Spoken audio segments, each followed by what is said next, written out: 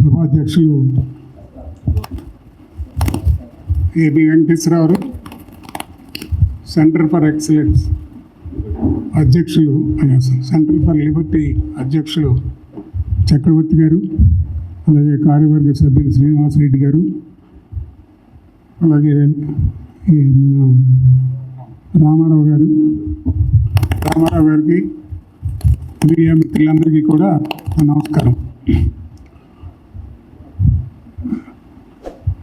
చక్రవర్తి గారి ప్రజెంటేషన్ చూస్తేనే మనకు అర్థమవుతుంది ఈ వ్యవసాయ ట్రాన్స్ఫార్మర్లో కానీ లేకపోతే ఆంధ్రప్రదేశ్ విద్యుత్ రంగంలో కానీ ఎలాంటి దోపిడీ జరుగుతూ ఉంది అనేది మన కళ్ళ కట్టినట్టు చూపించినందుకు వారికి ధన్యవాదాలు తెలియజేసుకుంటా ఉన్నాం.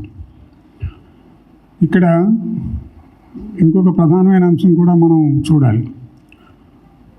1980వ దశకంలో సుమారుగా అప్పుడు టెక్నాలజీ ప్రకారం మన భారతదేశంలో కానీ ప్రపంచంలో కానీ ఎక్కడైనా సరే ఈ విద్యుత్ అనేది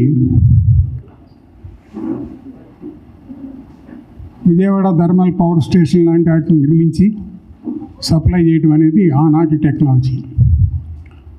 దానికి సుమారుగా ఒక్కొక్క మెగావాట్కి 8 కోట్ల రూపాయలు ఖర్చు అయ్యే అవకాశం ఉన్నది. వాటి లైఫ్ టైం చూస్తే కేవలం 30 ఇయర్స్ 35 ఇయర్స్కి వాటిని డిస్మాంటిల్ చేసి మళ్ళీ కొత్త ప్లాంట్లు పెట్టుకోవాల్సిన పరిస్థితి ఉంది. తర్వాత దీని ద్వారా వచ్చేటువంటి విద్యుత్ ట్రాన్స్మిషన్ లాసెస్ చూసుకుంటే 24% ఉంది. 2015లో సుమారు 193 దేశాల ప్రతినిధులు ఈఎన్ఓ ఆధ్వర్యాన ఒకసారి సమావేశమై ఈ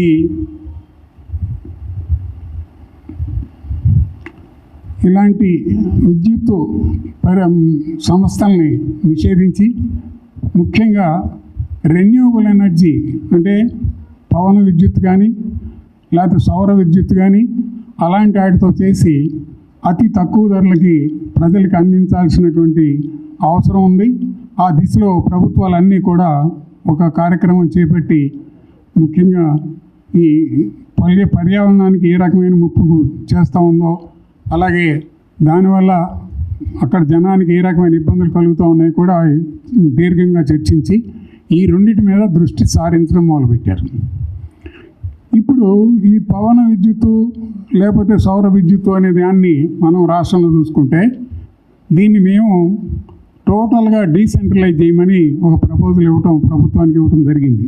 ప్రభుత్వం జస్ట్ రాగానే దాని మీద ఒక స్పష్టమైనటువంటి వైఖరి తీసుకోవాల్సినటువంటి అవసరం ఉంది అని వాళ్ళకి దాని మీద డీటెయిల్స్ అన్నీ కూడా మేము వాళ్ళకి సమర్పించడం జరిగింది.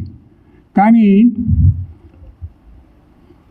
జగన్మోహన్ రెడ్డి గారి ప్రభుత్వంలోనే రాజస్థాన్లో ఈ విద్యుత్తును ఉత్పత్తి చేసి సౌర విద్యుత్తుని ఇండియా మన ఆంధ్రప్రదేశ్కి ట్రాన్స్ఫర్ చేసేటట్టుగా ఒక అంగీకారానికి వచ్చి కంపెనీలకు ఇవ్వడం జరిగింది. ఇక్కడ నేను ఒక విషయం మీకు మనవి చేస్తూ ఉన్నాను. విజయవాడ థర్మల్ పవర్ స్టేషన్ అనేది సెంట్రలైజ్డ్గా ఉండాల్సినటువంటి ఇన్స్టిట్యూషను. థర్మల్ పవర్ స్టేషన్ టోటల్గా డీసెంట్రలైజ్ అవ్వచ్చు. ఏ విలేజ్కి ఆ విలేజ్, ఏ ప్రాంతానికి ఆ ప్రాంతం, అవసరమైతే ఏ ఇంటికి ఆ ఇంటికి కూడా చేసుకునేటువంటి ఫెసిలిటీ దాంట్లో ఉంది. కాబట్టి ఆ దిశలో చర్యలు చేపట్టాలని మేము ప్రభుత్వానికి సూచించాం. దానివల్ల సుమారు 12 లక్షల మందికి గ్రామీణ ఉపాధి అవకాశాలు లభిస్తాయని, డ్రాప్ అవుట్స్ ఎవరైతే ఉంటారో 10th class intermediate drop outs ఎవరైతే గ్రామాల్లో ఉన్నారో వాళ్ళకి సరైనటువంటి ఉద్యోగ అవకాశాలు లభిస్తాయని చెప్పడం జరిగింది. కానీ వాళ్ళు దాన్ని పట్టించుకోవట్లే. కారణం ఏంటంటే అక్కడైతే వాళ్ళకి ఏమీ కిక్ బ్యాక్స్ రావు. వేరే ఇట్లా మల్టీనేషనల్స్ లేకపోతే కార్పొరేట్ కంపెనీలకు ఇస్తే వీళ్ళకి కిక్ బ్యాక్స్ వస్తాయి. కాబట్టి దాని మీద ఆధారపడి వాళ్ళు ఎంతసేపు ఇటే చూస్తూ ఉన్నారు. దీనివల్ల నష్టం ఏంటంటే ట్రాన్స్మిషన్ లాసెస్ ఇవాళ 24% ఉన్నాయి అఫీషియల్గా. సౌర విద్యుత్ కూడా ఎక్కడో ఉత్పత్తి చేసి మనకి ట్రాన్స్మిషన్ చేసే పద్ధతిలో అదే 24% ట్రాన్స్మిషన్ లాసెస్ మన ఎత్తిన పడుతూ ఉంటాయి. కానీ డీసెంట్రలైజ్ చేసి ఎక్కడ యూనిట్ అక్కడ పెట్టుకునే అవకాశం కనుక ఏర్పడితే ఆ 24% ట్రాన్స్మిషన్ లాస్ మన మీద ఉండదు. మా ఉంటే 1, 2, 5% కన్నా మించి ఉండే అవకాశాలు లేవు. కానీ ప్రభుత్వాలు అవి పట్టించుకునే పరిస్థితిలో లేదు ఇవాళ.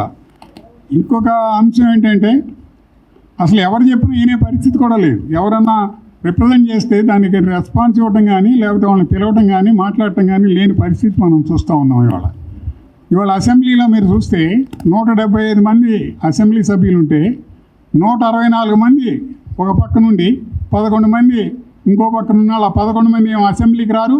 ఈ 164 మందిలో ఏ ఒక్కడో కూడా ముఖ్యమంత్రి గారిని క్వశ్చన్ చేసేటువంటి అవకాశం లేదు. అట్లా అసలు ఈ అసెంబ్లీ ఎందుకు రన్ చేస్తున్నాం మనం?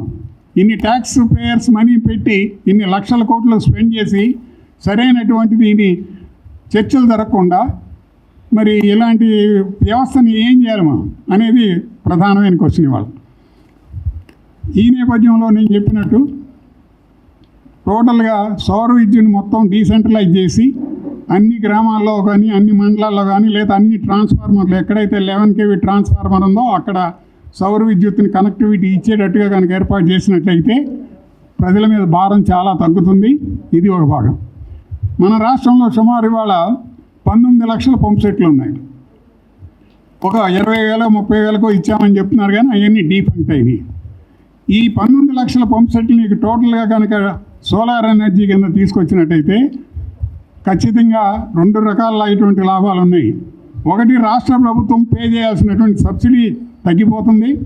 రెండవది, రైతు తను వాడుకోక ఎక్స్ట్రా జనరేట్ అయ్యేటువంటి విద్యుత్తుని అమ్మటం వల్ల తనకి కొంత ఆదాయం కూడా వచ్చేటువంటి అవకాశం ఉంది. ఈ అవకాశాలన్నింటినీ ఏం పట్టించుకోకుండా కేవలం అంతకుముందు ప్రభుత్వం ఇచ్చింది, దాన్ని మేమేం చేయలేము, మేము వెనక్కి తీసుకోలేము అని చెప్పడం అనేది చాలా హాస్యాస్పదమైన విషయం. రెండవది, సెక్కితో చేసినటువంటి ఒప్పందం మూలంగా మన మీద 1,20,000 కోట్లు భారం పెడుతుందని చెప్పి ప్రభుత్వమే చెప్పింది. వాళ్ళు అంతకుముందు ఇవాళ ఫైనాన్స్ మినిస్టర్గా ఉన్న ఆయన ఒక కేసు కూడా వేశాడు. మరి దాన్ని ఎందుకు రద్దు చేయరు? ఆ సెకీ ఒప్పందాన్ని ఎందుకు రద్దు చేయలేరు? బికాజ్ అదానీ గ్రూప్తో సంబంధాలు ఉన్నాయి కాబట్టి వీళ్ళందరూ ఏమి చేయలేని నిస్సహాయ స్థితిలో ఉన్నారా అని నేను అడుగుతా ఉన్నాను. ఇన్ని అంశాలు ఒక పక్క దోపిడీ జరుగుతూ ఉంది, రెండో పక్క అసలు ప్రాక్టికల్గా టెక్నికల్గా ఉపయోగపడేటువంటి అంశాల మీద కూడా సరైనటువంటి చర్చలు కానీ, సరైనటువంటి నిర్ణయం తీసుకోవడం కానీ ఈ ప్రభుత్వాలు చేయటం లేదు. దీనికి ఒకటే మార్గం, ప్రజలు ఖచ్చితంగా నిలబడాల్సిన అవసరం ఉంది. ఇవాళ ఇదివరకు నేను 1,000-1,200 రూపాయలు పే చేసేవాడిని, ఇవాళ 3,400 3,400 రూపాయలు బిల్లు పే చేస్తూ ఉన్నా. ఎవరు ఒక్కళ్ళు మాట్లాడట్లా, మిడిల్ క్లాస్ అంతా కూడా. ఇది మిడిల్ క్లాస్ నెత్తిన ఒక బండరాయి పడినట్టే ఖచ్చితంగా. అది వాళ్ళు అర్థం చేసుకోవాలి, దాని గురించి ఆలోచించాలి, దాని గురించి ముందుకొచ్చి పోరాటం చేయాల్సినటువంటి అవసరం ఉందని నేను అభిప్రాయపడుతూ ఉన్నా. ఈ నేపథ్యంలో ప్రభుత్వ విద్యుత్ రంగ సంస్థలో ఎన్ని లోపాలు, ఎన్నిటికి కారణం ఒక మనిషి కింద దాదాపు 25 సంవత్సరాల నుంచి ఈ సంస్థ పనిచేస్తూ ఉంది. ఆ ఒక్క మనిషి, ఆ ఒక్క అధికారే దీన్ని మొత్తం శాసిస్తూ ఉన్నాడు. మిగతా వాళ్ళు ఎవరికి దాంట్లో ప్రమేయం లేకుండా ఉంది. దాన్ని కూడా సరిదిద్దాల్సినటువంటి బాధ్యత ఈ రాష్ట్ర ప్రభుత్వం ఉందని నేను తెలియజెప్తా ఉన్నా.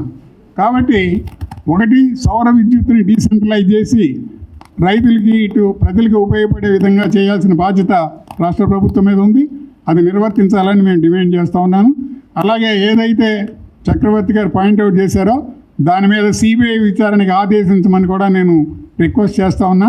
అవసరమైతే దాన్ని కంప్లీట్గా సెంట్రల్ గవర్నమెంట్ అయినా సరే సుమోటోగా దాన్ని స్వీకరించాల్సినటువంటి అవసరం ఉందని నేను అభిప్రాయపడుతూ ఈ అవకాశం ఇచ్చినందుకు ధన్యవాదాలు తెలియజేసుకుంటూ సెలవు తీసుకుంటా. జై హింద్.